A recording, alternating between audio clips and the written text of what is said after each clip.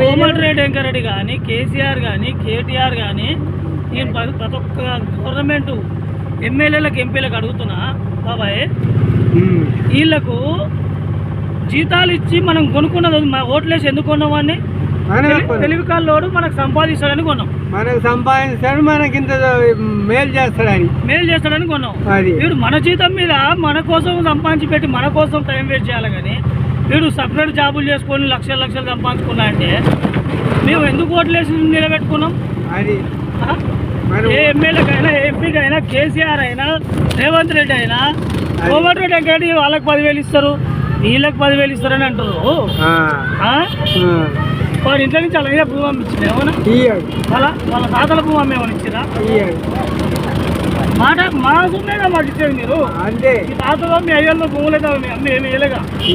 అటువంటి అప్పుడు ఈ పబ్లిక్ కూడా వచ్చలేదు. 10,000 ఏగల 10,000 ఇస్తుండు, 5,000 ఏగల 5,000 ఇస్తుండు. వాడు ఇంట్లో నుంచి ఇస్తున్నారు 60 ఆస్తులమ్మి. వాళ్ళు లక్షల కోట్లు సంపాదించారంటే ఏడంగా సంపాదించారా? మనందరం ఓట్లు వేసి మనం ఓట్లు వేసి ఎందుకు ఎన్నుకున్నాం వాడిని? తెలివి కల్లవాడు, మాకు సంపాదించి పెడతాడు, పబ్లిక్ మేలు చేస్తాడని కొనుక్కున్నాం. మన జీతం తీసుకుంటూ వాడు వేరే పని చేసి సంపాదించిన ఆ సంపాదన కూడా మనదే, పబ్లిక్ సంపాదన, వేరే మంది కాదు అది. కోమటిరెడ్డి వాళ్ళు టిప్పర్లు పెట్టుకొని వేరే సైడ్ మీద సేవ్ చేయి. మీరు గవర్నమెంట్ జాబులో ఉండి చేసిన రోజులు ఎమ్మెల్యే పదవులలో మీ సొమ్ము మొత్తం అనాపరిస్తూ సహా మాదే. కేసీఆర్ అయినా సరే, కేటీఆర్ అయినా సరే ఎన్ని లక్షల కోట్లు దోసుకున్నా మీరు గవర్నమెంట్ ఎమ్మెల్యేలాగా ఉన్నారు, ఎంపీలాగా ఉన్నారు, సీఎం పదవులాగా ఉన్నారు. కాబట్టి ప్రతి ఒక్క రూపాయి మీరు సంపాదించి మీ జీతంలో సగం కూడా మిగలకూడదు. మీ ఖర్చులు అట్లా ఉంటాయి అన్నట్టు. మీకు ఎక్కువ సంపాదించారంటే ప్రతి ఒక్క రూపాయి మాకు పబ్లిక్ ఇవ్వాల్సిందే.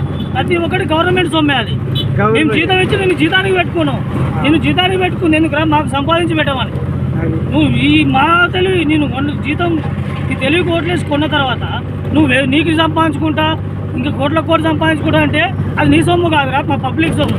నా కొడుకులారా, లంచా కొడుకులారా, మీ అమ్మ మిండేల సొమ్ము కాదు, పిల్లల మిండేల సొమ్ము కాదు.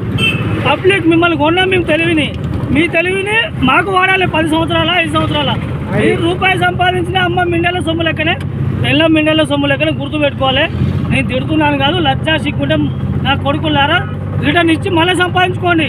గవర్నమెంట్ జాబులను లేకుండా గవర్నమెంట్ పదవులు అనుభవించుకుంటూ మా పేర్లు చెప్పుకొని మా మీద ఉండి సంపాదించుకొని మీరేంద్రా లక్షల కోట్లు దోసుకొని ఇలా పత్తిలో కేసీఆర్ అరే నీకే సవాళ్ళు విసురుతున్నా కొడక. నువ్వు క్లాక్ టవర్ దగ్గర ఇలా మీటింగ్ పెట్టినావు నా కొడక. నీ అమ్మ మిండింది అనుకొని పెట్టినావురా రోడ్లు ఏమన్నా? మా ఎంత టైం వేస్ట్ అవుతుందిరా లంచా కొడక. నీ గుద్దలే దమ్ముంటే ఇంతకుముందుకు ధర్నాలు చేసిన వాళ్ళందరూ తీసుకుపోయి జైలు వేసినావు. ఇప్పుడు నీ కొడుకుని జైలు వేయాలన్నా నేను అడుగుతున్నా. ఇంతకుముందుకు ఎవరు ఏడ ధర్నాలు చేసినా, ఏ ప్రాబ్లం వచ్చిన ధర్నాలు చేసినా లోపడేపించినావు. ఇలా ఈ ప్రభుత్వం లేదు. నీ కొడుకుని ఇప్పుడు లోపలేయాలన్నా ధర్నా చేస్తుండేడా? దేనికి చేస్తుండ్రా ధర్నా? ఎలక్షన్ ఉన్నాయనా?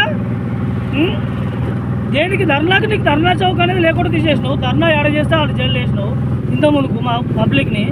ఇలా నీ కొడుకుని జైలు వేపేయమంటావా చెప్పు? అచ్చా సిగ్గునాలా కొడుకులారా, నీకో న్యాయం మాకో న్యాయాలారా? నా కొడుక ఎన్ని కోట్లు సంపాదించుకో తిరిగి వాపస్ పంపి. Thank you.